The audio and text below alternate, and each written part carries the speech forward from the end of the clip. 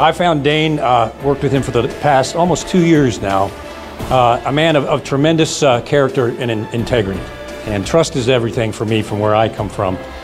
And Dane is a man of character. He is, I call him the quintessential professional. He is professional all the way. His research is outstanding. And more than anything else, he's got the guts and the courage that few have to come out and put this stuff up here at his own risk and allow people like me to come too. And put this out there because you all need to know what's going on. And he's a man of tremendous courage. I respect him and I consider him a good friend. So please welcome Dane Wigington.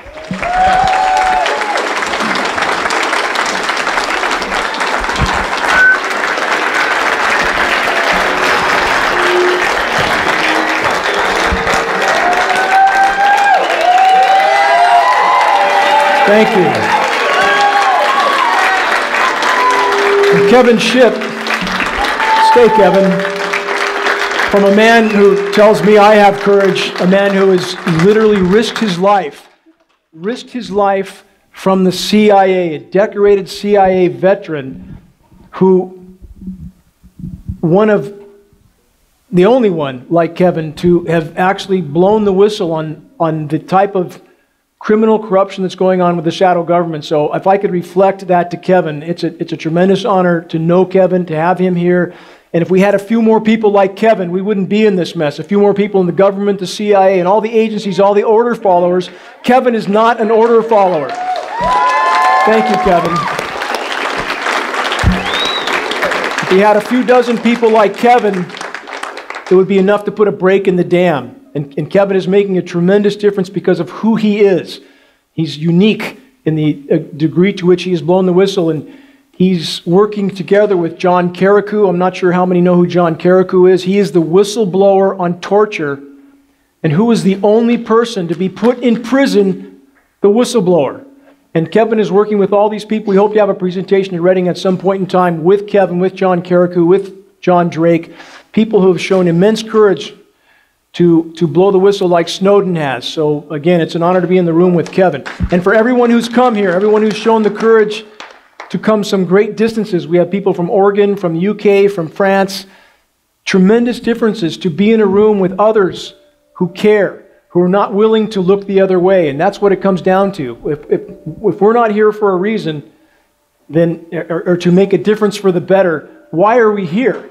And how many people are going about their lives right now as if their lives are going to continue on in the same way that they are, while their children are being poisoned? And my gratitude to Dr. Sherry Tenpenny for her courage in trying to share such critical data that if parents aren't willing to examine what their children are being injected with, how can you look at your child and claim to care? So again, for me, it's an honor to be in the same room with Dr. Sherry Tenpenny, Kevin Shipp, and every one of you for taking the time to come.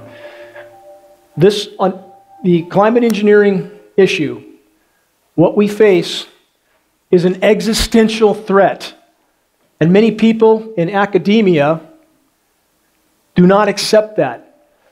And what I found after 15 years of working on this issue, some of the hardest people to reach are in academia. It's hard to add to a cup that's already full. People who have been trained to believe that unless it's covered and admitted to in a peer-reviewed study, it's not real. And that's not acceptable. When we can see with our own eyes, take a look, you can see where that trail started. This is a recent image taken over Russia. That's a 787. Do you think that's condensation that just happened to start a few hundred feet behind that aircraft? What are they spraying? What's it doing to us? And is this not an existential threat? Because if we can hide from vaccinations, which we almost can't anymore, how can we hide from the air that we need to breathe to survive? At what point do we not consider this, in addition to climate engineering, weather warfare, at what point is it not biological warfare? It is. It can't be separated from that.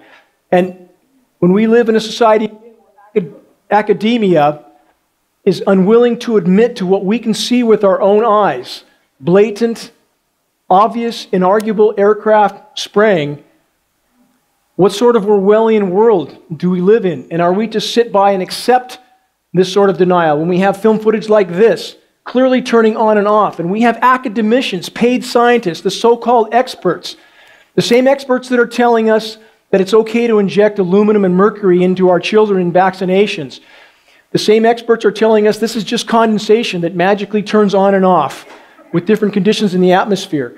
You can't argue with this. At what point do we believe what we see with our own eyes? And this is a battle that I never ever wanted. Many people have heard me say this over and over. I never wanted to do this, but I could not go on about my life once I knew what I knew and look the other way. How can one tolerate living under skies that are toxic when it's killing the entire web of life, literally? And we are in a very limited time frame if we stay on the current trajectory. Over Yosemite Valley, Ron Kauk, one of the legends in Yosemite, a good personal friend, internationally famous rock climber, took this footage. I communicated with Ron earlier today. The amount of dead trees in Yosemite is already staggering. The entire valley is dying. And who could think that living under that is normal? What sane person could think that this is a sky that we would accept as being normal in any way, shape, or form? And again, how can we live in a community of academia that pretends that this doesn't exist? And we need to hold those such people accountable in your area, your own weatherman, your own news anchors, to share credible data with them and those around you until we pull this issue to the light of day where it can no longer be hidden. Now, this is recent footage we just posted 2 days ago. I'm not sure how many of you have seen this, but it's quite profound footage. And already, as soon as we posted this, the disinformation people, of which there are legions, and as we help to bring this issue to light, as we get closer to reaching a critical mass of awareness, they are all over everything I post. Immediately, as soon as it goes out, they try to go into damage control, and they did so with this immediately. You can't argue that aircraft is spraying with any sort of reason. Obviously, that aircraft is spraying. So the more credible data we put out, the more inarguable data we put out, the more legions of disinformation people we have trying to refute that data. And for those, again, for those that aren't familiar, I know we have new people here, and sometimes I forget that, because when you're too close to the forest in this battle, and I've been in this battle for 15 years, sometimes you forget that others don't know exactly what we're talking about here all the time. Climate engineering goals, solar radiation management to block the sun. That's how I got into this battle 15 years ago, when my home was on the cover of the world's largest renewable energy magazine. And I, after growing up in Southern California, in smog, and fighting my whole life to get out of that, and then finding out that I was losing massive amounts of solar power from whatever these aircraft were emitting. It could not be condensation. You can't lose 70 or 80% of your solar power uptake from condensation. It had to be a sprayed particulate. When I began to investigate, I was completely shocked at the mountain of data that we were not being told from academia. Began to test my own rain. Found massive amounts of the same heavy metals, toxic heavy metals, named in climate engineering patents were in my rainfall. From 7 parts per billion on an initial test to, within 18 months, 3,400 parts per billion of aluminum in the rain, which means it's coming down in the air column. That was nearly a 50,000% increase. How is one to turn the other way and ignore that? Massive amounts of aluminum raining down through the air column. Every test I took, it got worse. We live on the West Coast, no industry. CARB Air Studies, California Air Resources Board make clear it could not have been coming from China. Again, matches climate engineering patents exactly. I had to face the fact that climate engineering was real and ongoing, and there's nozzles. For those who question this issue, how much proof do we need? We have commercial carriers, even with nozzles on the aircraft. We don't believe commercial pilots are involved or commercial personnel. These systems are automated. They're even on commercial carriers. There's military tankers too, but why would they need nozzles aimed into the exhaust jet stream? Because they're spraying.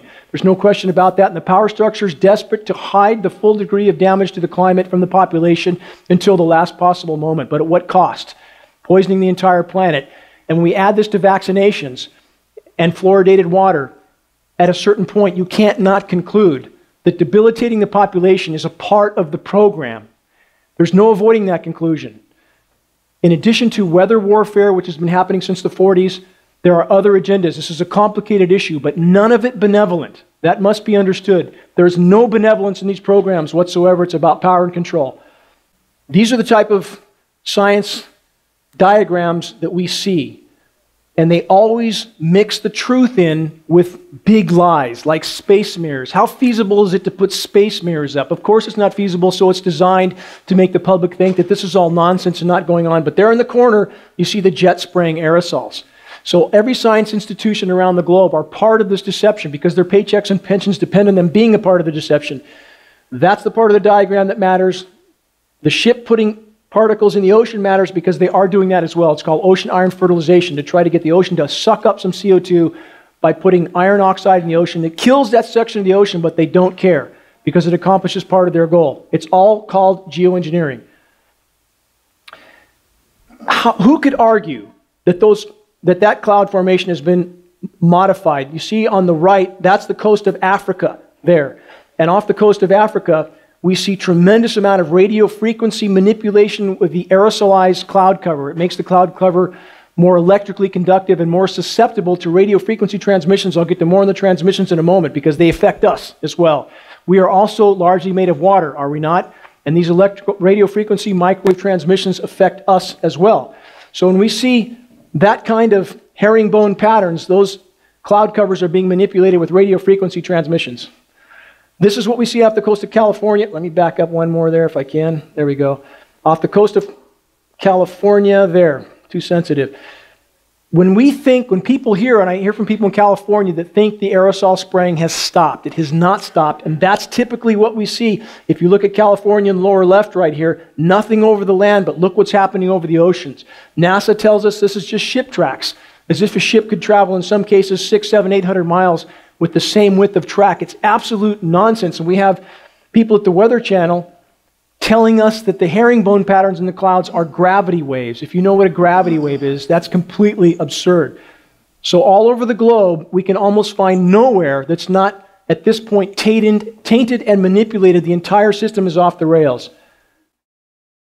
Square clouds. These are from NASA satellite images. Now, who could argue that that's not been manipulated? Of course, that's not a natural cloud cover. And again, we see this every day around the globe. Off the coast of California especially, they can cut off our rain as long as they want. That's what's important to remember. They control the spigot. They control whether we get rain or not, or how hot it is by radio frequency transmissions that heat the ionosphere and can create a high-pressure dome around us, which diverts the moisture north. It's part of what they're trying to do in the Arctic. So we're a climate sacrifice zone at minimum, a target at maximum. This is important.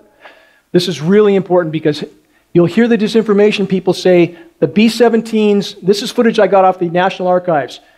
The B-17s prove that this is just condensation, but were the B-17s in fact involved in the early weather mod programs? This is new footage. Take a look at that aircraft and look at the discrepancy in the trails, the on and off, and watch closely. You'll see it shut off completely.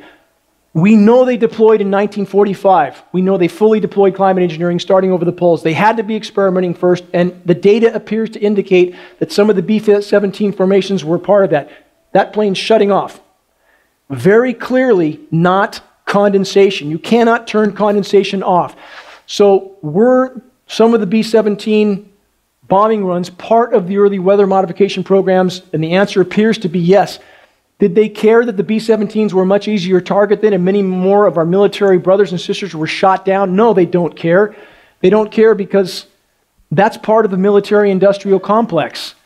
The more war hardware you sell, the better business is. So going back 70 years, that's how long this has been going on and how many of us have truly known natural weather. This is the cover of Collier's from 1954. I have 2 original copies at home. They were much more open about it in the 50s until the government realized the population was not going to accept being a part of a massive experiment from which there was no return. And there is no return from this experiment. We can salvage what's left, but irreparable damage has been done now, and we are in uncharted territory on a very limited time frame if we stay on this course. We have Popular Science. The next image I'll show will be Popular Science magazine from 1958. In that magazine, it admitted on the record that 2 degrees of warming had already occurred. I also found, and you'll find in the booklet that I have outside, a photograph that I found on the Navy archives of a U.S.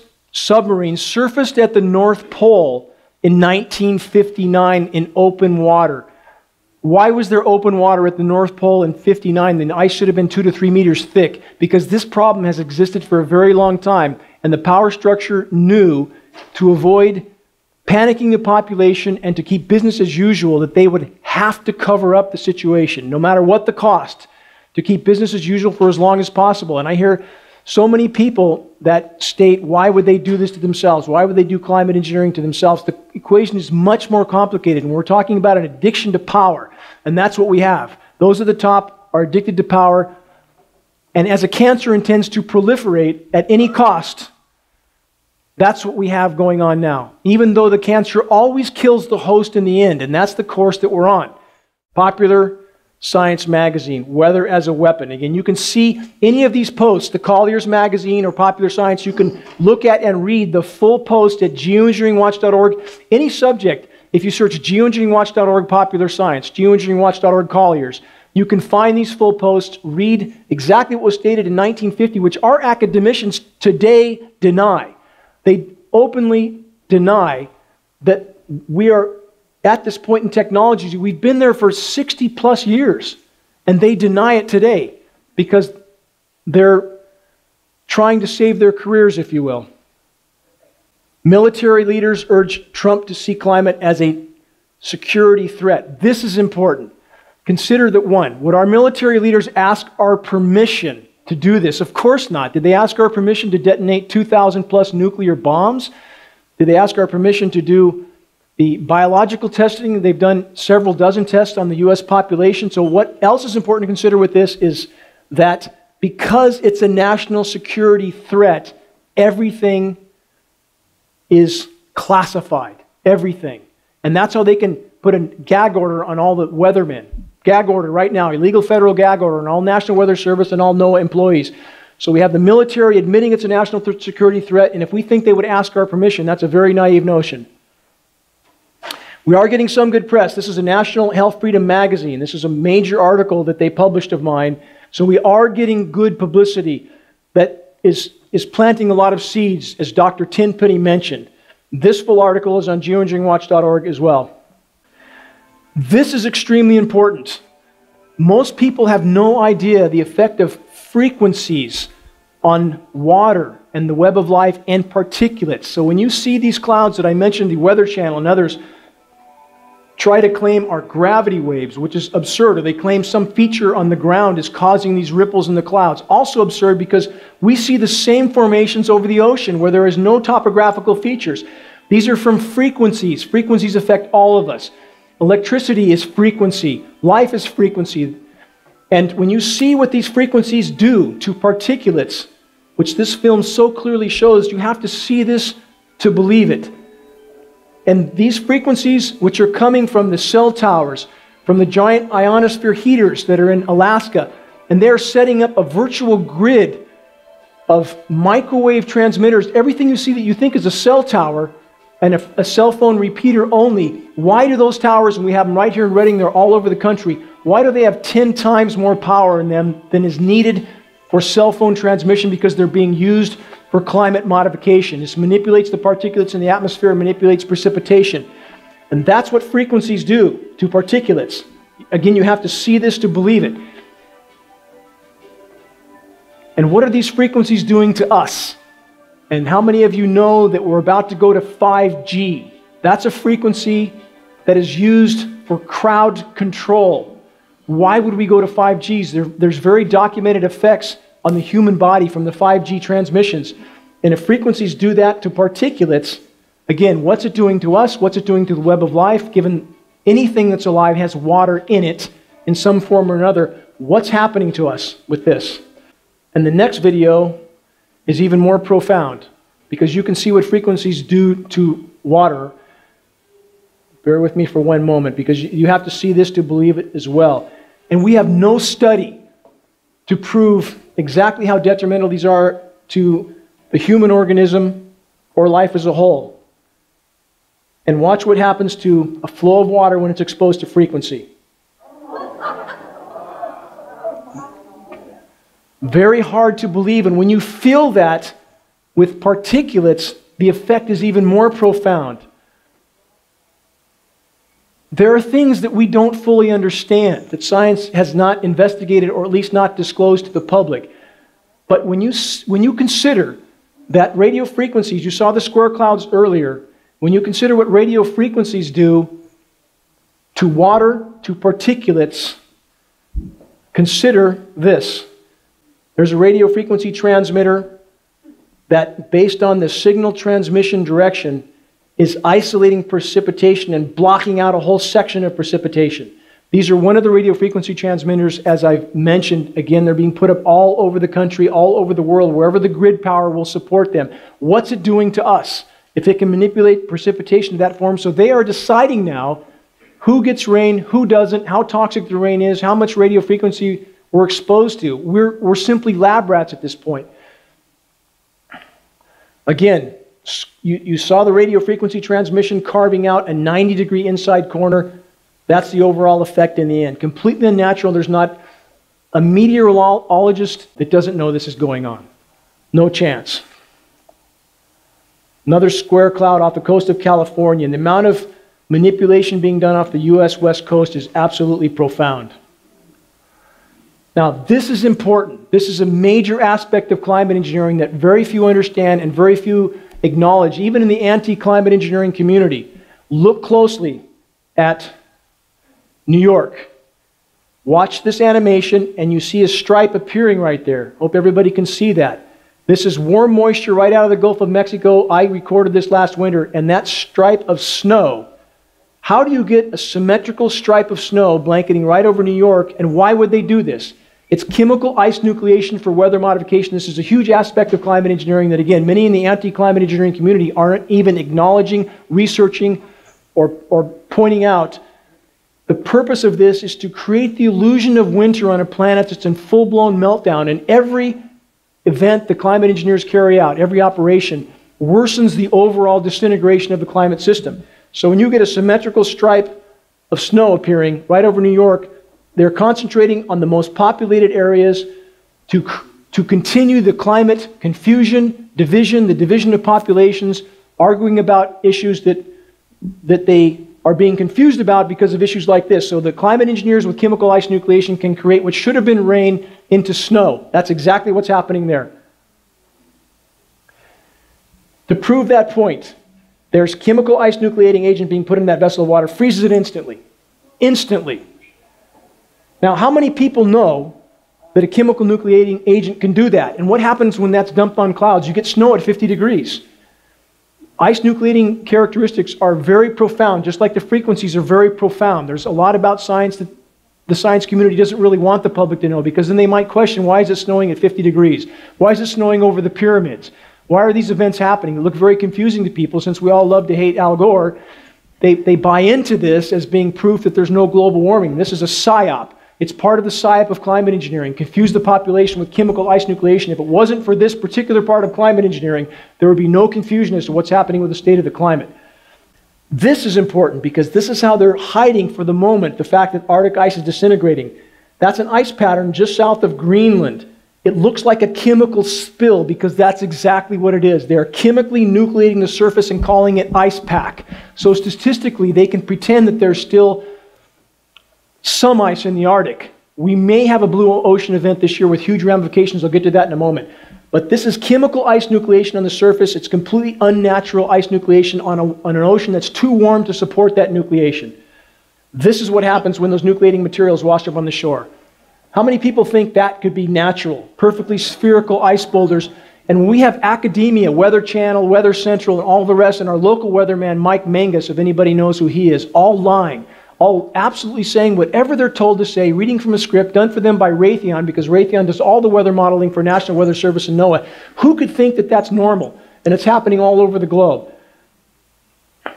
That's the Baltic Sea. Same thing. How do ice balls wash in from oceans that aren't even freezing? The other one was ice balls, by the way, on the shores of Lake Michigan, and that happened at 40-degree water. How do you have 75-pound perfectly spherical ice balls on 40-degree water? That's the degree of desperation we have from the climate engineers trying to mask the severity of damage done to the climate. This is important because this is about the Dakota protesters. What happened? This was with temperatures at nearly 50 degrees, if you look right there off of Duluth, as this moisture, which again was far above freezing, you'll see a big, right, you see that big snow zone pop in and pop out right there? right where the laser is shining. They were chemically nucleating snow over the Dakota protesters to freeze them out. They did the same thing to the Wall Street protesters. This is a very simple process for the climate engineers. It's a patented process. The Chinese scientists openly announced they were doing this. Any of you can look this up. If you search Chinese scientists engineer artificial snowstorm, you'll find Popular Science and Fox News covered it. This is real, but how many people even know this is going on? Because they don't want to know. How many people stop to consider that injecting mercury and aluminum into your veins with vaccinations is certainly harmful? People don't want to know, but it's up to us to change that equation. This is what happens when you chemically nucleate a storm, and this is a current map. Right now, July 31st to August 24th, what's going to happen? We're going to be continuing in record-shattering warmth in the west, while we have a bullseye of engineered cool down in the middle. Meteorologically, this scenario is impossible and unprecedented. And I've documented this again and again and again, the weather whiplash being created with chemical ice nucleation and jet stream manipulation. That can't happen without climate engineering. Record low temperatures perhaps in the middle of the B and record high on the west coast. So they manipulate weather whiplash scenarios, and that keeps the population confused and divided as to the true state of the climate. That's a current map right now. They're heading for that cool down back east while we're going to continue to fry here, and they can keep us frying as long as they want. This is Larsen C. If you don't know, an iceberg the size of Delaware just broke off, sticking up 600 feet out of the ocean. It's one of the largest chunks of ice ever to break off, and now the whole Larsen C shelf is probably going to disintegrate. And why this is so important is because that then allows the land-based ice to slide off into the ocean. So climate engineers are trying to hide this. And the clouds you see in the background, the wispy clouds, those are all aerosols, and they're geoengineering over the poles to a horrific level. In fact, now some of the climate scientists are wondering why there's no clear sky over the poles almost at all. And what's it doing to the atmosphere? As I mentioned a little while ago with the B-17s, World War II, they started climate engineering over the poles. Where was the first ozone destruction we saw? Over the South Pole. And they blamed it on CFCs, chlorofluorocarbons, but the primary causal factor was climate engineering. It's destroying the ozone layer. NASA in 2014 admitted that they were getting UV readings comparable to the surface of Mars. How many of you can feel how hot the sun feels on your skin? It's hard to miss, and many people convince themselves they're getting older and more sensitive. That's not the case. We're seeing UVB levels many times higher than we're being told. We're seeing UVC on the surface. That's a DNA-altering level of UV radiation. It's happening now. We're not being told.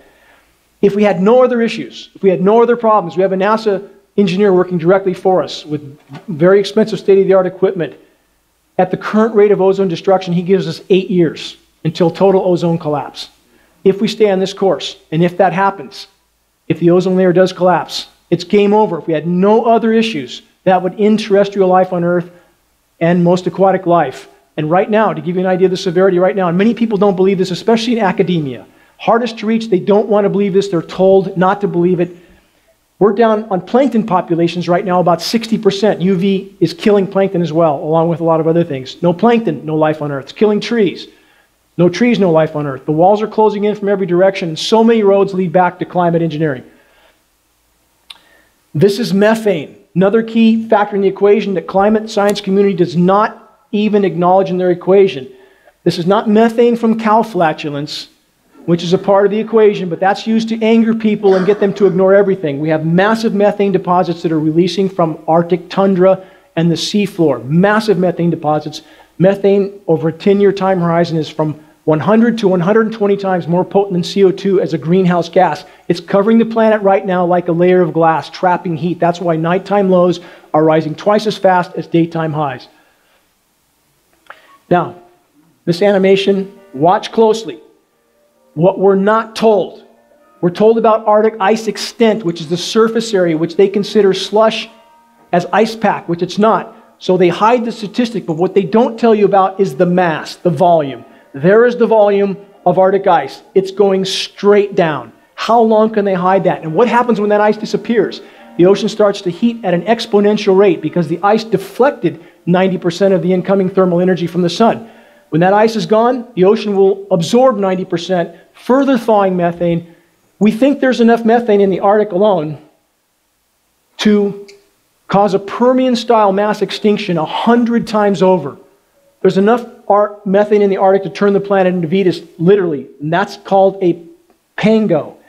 It's methane that's thawing and building up pressure in the Arctic tundra, and it explodes like a massive nuclear bomb and expels methane into the atmosphere, and that's what it looks like. Not sure how many of you have seen that. This explodes right out of the tundra, putting immense amounts of methane into the atmosphere, and it's happening on the seafloor. They're seeing the heaving on the seafloor from massive methane expulsions, and I can't stress enough, if we had no other issues besides the methane issue, if this process continues and a large enough component of methane enters the atmosphere, life on this planet as we know it will end. And this has happened before without human activity.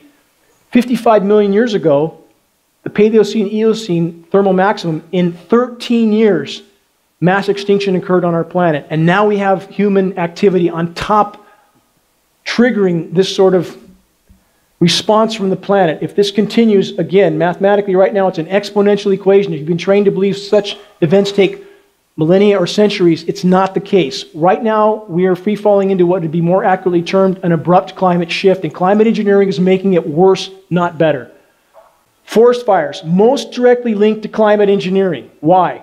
And this is not to ignore anthropogenic damage to the planet, but climate engineering is toxifying the rain, which poisons the root systems, which kills the trees, destroying the ozone layer, which kills the trees, disrupting the hydrological cycle, the rain cycle, which kills the trees, creating more dry lightning because the atmosphere is more electrically conductive, as I explained earlier in this presentation, so you have more dry lightning. And you have also an incendiary dust. These toxic metals are incendiaries. They coat the foliage and cause explosive fire behavior. How many of you have heard firemen talk about fires that are behaving in ways they've never seen before? What will it take to make them look at this issue? So it's up to all of us to share with the firemen that, hey, you need to acknowledge this equation too, because you might die out there underneath a fire blanket that won't do you any good with this sort of explosiveness to the fires. And every time that fire occurs, it feeds a feedback loop. Carbon goes into the atmosphere, more heating, more methane expulsion, more geoengineering, and the equation just continues to get worse. Now, where are we headed? For those who think, and there's still many who do, that human activity hasn't changed anything on the planet. You can't do that to the planet and not have changes. You can't. And I'm trying to unite the tribes from both sides of the fence, those that think there's nothing wrong with the environment, and the environmentalists who incredibly hypocritically will not acknowledge the climate engineering elephant in the room. We need to come together. We need to unite the tribes and say there can be no legitimate discussion about the climate or the state of the climate without acknowledging climate engineering. But it's important while doing that so we don't alienate the hypocrisy of the environmentalist community who need to acknowledge climate engineering. It's important to acknowledge that any form of human activity that alters the energy balance of the planet must be considered a form of climate engineering. And that type of human activity absolutely alters the energy balance. We just need to consider all of that. The biggest issue we face, the first hurdle we must get over, is to expose and stop climate engineering. But we have many challenges to face after that fact. Tar sands in Canada, energy net negative, the desperation of the power structure, the desperation of the military-industrial complex to fuel their machine at any cost. Tar sands are a net negative, meaning it takes 1.4 units of energy to get one out of the tar sands. It's just an energy conversion with a massive net loss. Why would anybody do that? Because they're so desperate to keep their mechanism of destruction churning that this type of destruction is fueled and tolerated to keep the military juggernaut moving. Again, this is what we're doing to the planet. We have so many regions of Earth that now look like this sort of apocalypse. And what happens when the military-industrial machine is fully unleashed? This is another game changer.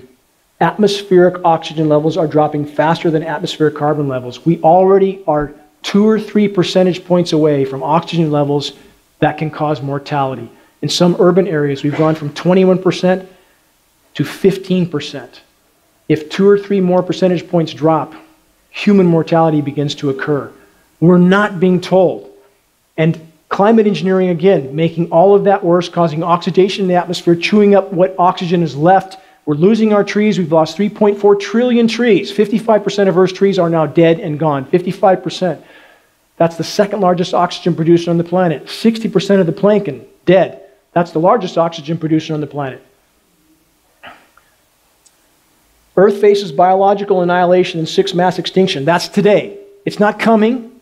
It's not someday. It's now. And we're well into the 6th great mass extinction. In the last 40 years, we've lost 60% of Earth's wildlife populations in 40 years. And bear with me, I know this is a very sobering set of facts. We'll get to what we can all do to change the equation for the better. What happens when the U.S. military intervenes is not about freedom and democracy. It's about resources.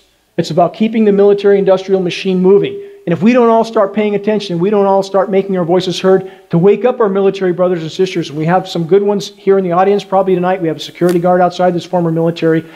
Good people, but they don't know what's going on. They don't know what they're a part of. And we need to change that equation. We all know what happened in Iraq for the result of 9/11, of which a country had nothing to do with 9/11. Global elite. Listen. His quote from Henry Kissinger: if you control the food, you control a nation. If you control the energy, you control a region. If you control the money, you control the world. We're back to the cancer. The cancer whose only mission is to proliferate at any cost until the host is dead. The host is our planet, and it's us. And we're in a short time horizon if we don't pay attention to the motives of the global elite and change course. He just died. I don't know how many of you know who Brzezinski was, but he's advisor to the president's going back to Johnson, and that's his statement. It's easier to kill 1 million than to control 1 million. That should sober us, shouldn't it? Rockefeller stated 95% of the population needs to go. What do you think all this is about? Fluoridated water, toxic metals from the sky. Again, there's many aspects. They're trying to control the weather. It's weather warfare, if you will. But there's also an agenda of making a population so debilitated that they can't function, they can't stand up. And that's simply an inarguable fact of everything that's going on. You can't rationally look at all this and not see that part of the equation. Fukushima is a huge issue, no question. So let's plug Fukushima into geoengineering. Fukushima could be a global extinction event by itself, 3 triple meltdowns. What happens when you destroy the ozone layer and we have a CME, a coronal mass ejection? We have a Carrington-type event that knocks out grid power. Now we have 100 nuclear facilities that can't cool themselves, or 200. So now we have Fukushima times 100 or 200.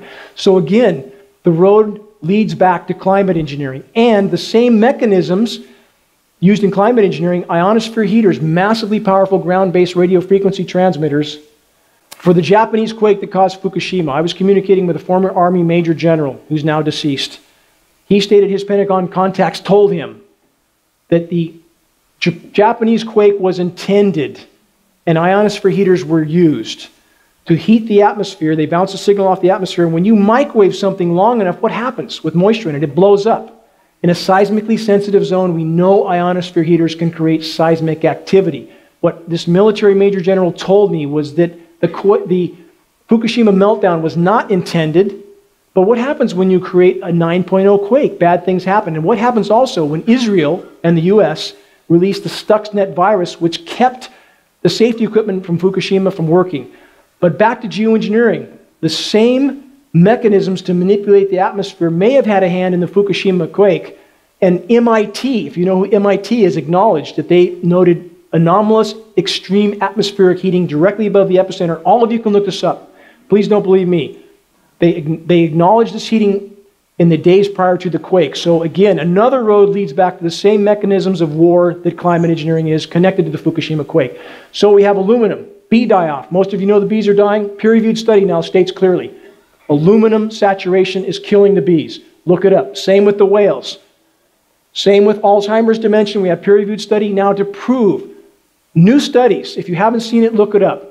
Aluminum has now been proven in peer-reviewed study to be the core factor in Alzheimer's and dementia, that without that factor, no matter what else is involved, there would likely be no Alzheimer's or dementia in a normal lifespan of 100 years. Aluminum. And it's coming down in our air column. We've done 70 lab tests in Shasta-Siskiyou County alone.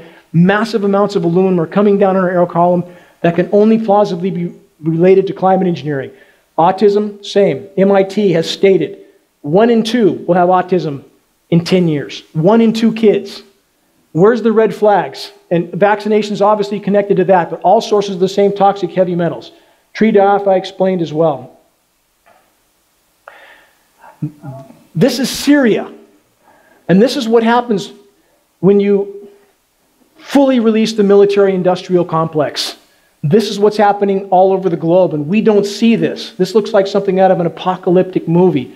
But this is the path we are on, and anybody who doesn't think that LA or San Francisco could ever look like this, think again. Once you release the dogs of war and the bombs start dropping and we have a completely out of control military-industrial complex that will do anything to survive, this is the direction we are headed for the entire planet.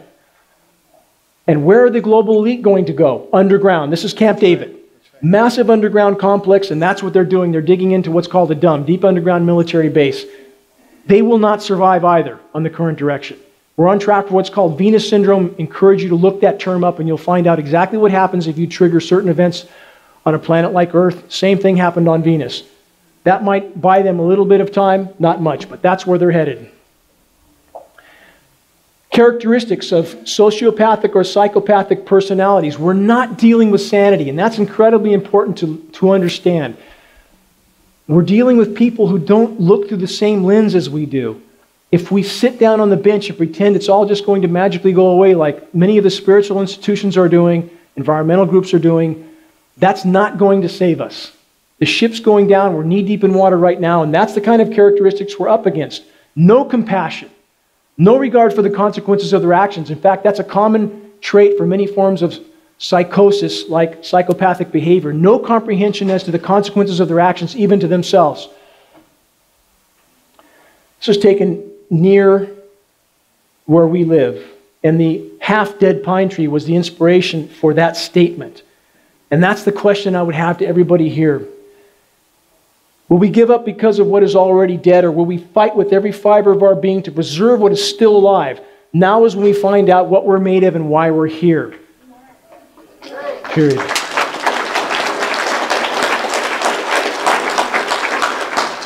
More to consider. In a healthy mind, the hallmark of a healthy mind is an unyielding willingness to face the truth no matter how dire that truth is. Courage is not the absence of fear, but rather it exists in the strength to face reality and take action. That's key, to take action. It's not enough just to learn. We must take action. We must put the rubber to the road. The hallmark of a healthy mind, I already mentioned. That's a healthy mind. Someone who says, I don't want to think negative thoughts. I don't want to look at this. It's too depressing. That's how we end up in this dark corner. I know I deliver a very hard message, and I get a lot of people on my radio show that say, you should be a little more optimistic and upbeat. No, there's enough of that in the world. And that's why we're in this dark corner. We need to face reality head on.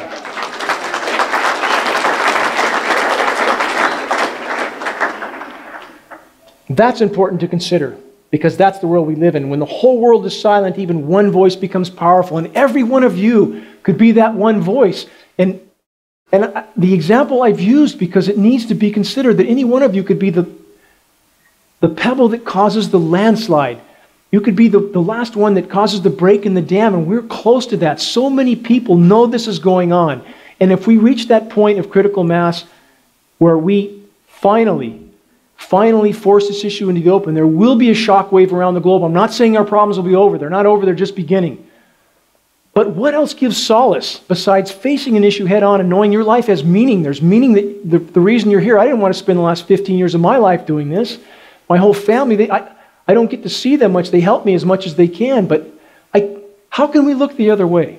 How can we look our children in the eyes? How can we look ourselves in the mirror if we don't fully engage in the fight for the greater good? And in this particular point in time, the stakes are total. Our time horizon is unimaginably short, because as the power structure can't hide things like the Arctic ice implosion, the methane expulsions, once that's out in the open and the population panics, the power structure will play big cards. And they're close to that. I would argue they're very, very close to that. And Kevin will allude to more of that after my presentation. But we must beat them to the intersection.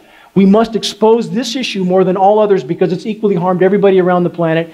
It's equally sacrificed our futures that we could have had. If we can expose this, we'll galvanize populations all over the globe. And we most need to reach our military brothers and sisters, without whom the power structure cannot carry out what they do. They're massive juggernauts of destruction. So all of us, if we share information effectively and efficiently and with conviction, this is a fight for life, nothing less.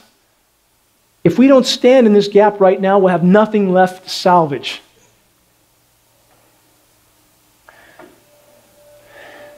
This is the purpose and the point behind geoengineeringwatch.org.